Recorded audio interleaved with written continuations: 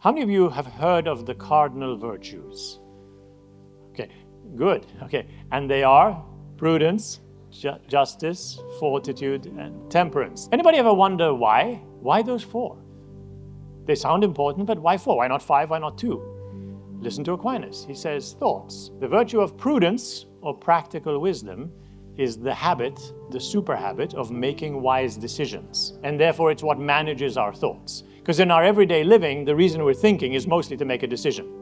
What shall I say now? What shall I eat? Where shall I go? What shall I do? Hundreds, thousands of decisions we make in any given day.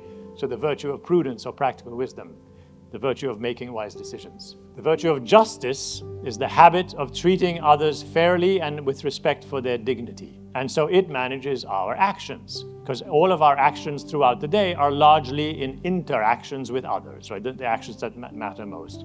Our feelings, our fears, are managed by the virtue of fortitude or courage, which is the habit of moving forward even though we might be afraid. Right? Courage is not the absence of fear. We do not control our fears. Our fears show up when they show up. Courage is the ability to live with those fears and move ahead anyway. And then temperance, or self-discipline, is the super habit, the virtue of only following your desires when it makes sense. So I feel like something, I have that desire for a thing, my rational mind says, is that thing good for me? So it's a donut. I've already eaten 7. Should I eat the 8th one?